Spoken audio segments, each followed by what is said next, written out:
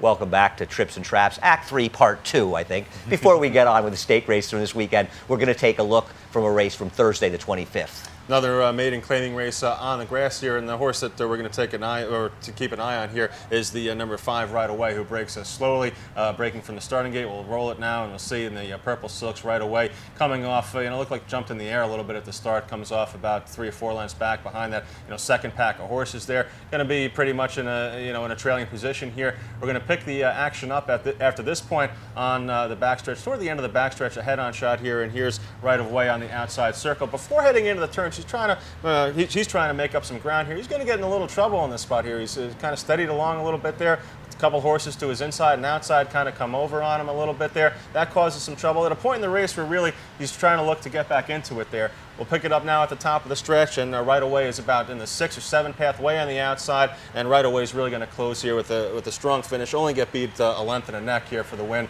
I thought a very strong effort from this first time started by Belong to Me. Yeah, there's no question about it. He was moving 4 wide in the turn, all beside all the trouble, and angled out wide. He was always outside of the Billy Mott horse, who I believe finishes second in this race. Another horse trying the turf for the first time, and all in all, this horse just ran terrifically. And if he runs back to this race, his performance, and even a mildly tougher field next time, if he runs back to it, how's he going to lose? Somebody's going to have to run lights out.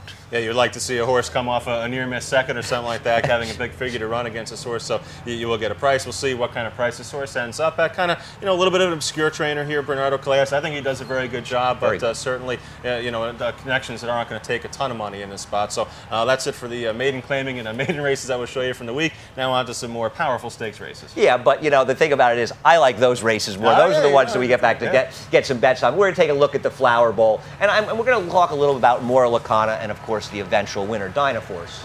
Moralacana was a horse, and that's Dynaforce going to lead here. Moralacana is the 4, and the first thing is she's a little rank going into the first turn. Yeah, it looks like Kenta Sorma really doesn't want any part of the lead here on Moralacana, and he's taking her back here, and she's resenting that restraint. You see her clearly throwing her head up in the air. This race looked like on paper the pace was going to be very slow. It definitely turned out that way. They went 26-1, 52-4. I'm not so sure you want to be doing that to a horse like Moralacana, considering the pace is going to be slow, and that the 3 Dynaforce is going to be loose on the lead. Yeah, and this is something that we talked about in Talking Horses in the show, so I don't feel like it's like a red board. First of all, here's Moralacana making an extremely premature move here, and I credit Alan Garcia a lot here, because Moralacana, and I understand what Sormo's trying to do. He's trying to catch her sleeping a little bit, and this is similar to what worked for him in the New York Handicap. But Garcia recognized what's going on, and he gets really into Dynaforce very early, saying, I don't want Moralacana to get this jump on me. I want to stick with her. I've got the advantage. It works for him, and she draws off and wins easily. Certainly, and at this point, I would expect Moralacana to be a close second. She kind of gets tired a little bit here in the stretch. Don't know if it was that premature move, maybe being ranked early, maybe she didn't love the going at all. She almost gets nailed for a second here. I don't know that she would have won the race anyway if it hadn't been for that rankness on the going into the first turn and that premature move, because I'm a little bit disappointed with the way she finishes up here. But still, considering everything there, a good effort, I thought, all in all, for Moralacana, and Dynaforce really, a horse that took advantage of the pace scenario. Yeah, and there's a number of things. First of all, the soft turf always plays a huge role in these things, whether a horse likes it or doesn't like it. And we saw in the Joe Hirsch Turf Classic that Grand Couturier obviously loved the soft turf. And the race that he ran in that race could probably win him an effort like that could probably make him competitive in European major stake. But he's got to get a course he likes, and obviously Dynaforce must have loved this course, and Moralacana probably not as much. However, as you said, the dynamics didn't work for her. The thing about Moralacana was she was 3-5 in this race, and is she a better horse than Dynaforce?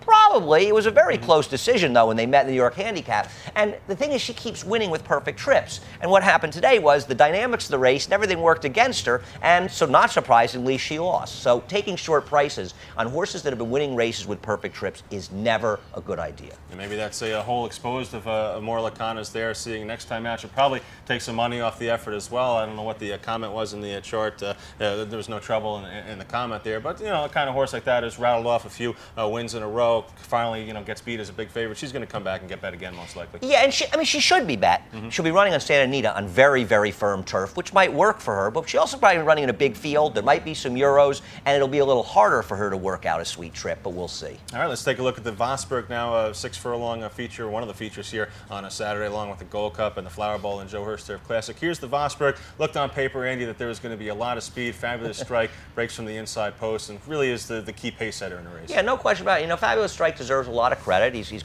run one race since he won the VOSBURGH last year. He fought it out from the inside the whole way around, and he lost by about a head. He ran a very, very game effort. On the other hand, take nothing away from the 23-1 winner. I mean, he's 4 wide chasing this hot pace all the time. First defense, the Judd Franco horse, who's about 3rd right now, he ends up running last in this race. JBK, who was the horse outside of Fabulous Strike, he finished nowhere in here. Black 17, 23-1 or not, he ran his eyeballs out here. And Black 17's a horse that has had some experience over artificial surfaces out in California.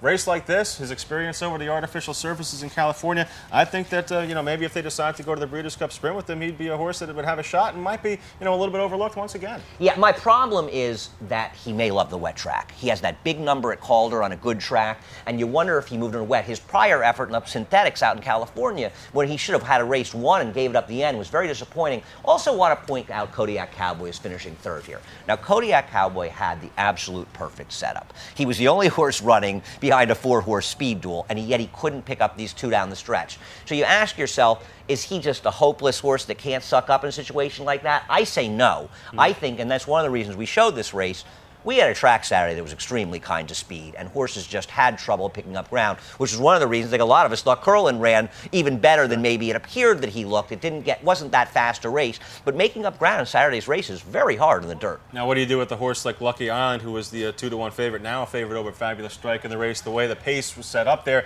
you would think a horse from off the pace would do well on the VOSBURGH. Not the case. You saw Kodiak Cowboy do the best of all the closers in there, but the favorite Lucky Island was nowhere. Yeah, I didn't like Lucky Island going into the race, and I don't like him in any race he enters in the future unless it's an extremely weak field. I think he was a dressed-up horse over the summer, and when the real horses showed up and did the real running, Lucky Island was an also ran. And he's probably going to get bet again in his next start coming off the trouble trip at Saratoga, and then this race, a lot of people might just be throwing it out because it was in slop. But he ran in the mud at Belmont on July 4th or July 5th back in the Tom Fool and dominated a field. I can't make the wet track an excuse. I just simply think, I wonder when and if we'll see him again, or what point we'll see him again. All right, well, that does it for our 3rd installment of Trips and Traps. Once again, we hope you're enjoying this segment, and we are open to all suggestions at the email address tripsandtraps@NYRAinc.com. Great show again, Andy. Yeah, thanks people for watching, and we'd love to hear your thoughts. We really would, and get them to us, and maybe you can help us pick out some races for next week. Actually, I don't think that Eric will be here next week. I'll have a mystery guest. All right, very exciting. That does it for Trips and Traps. Thanks for watching.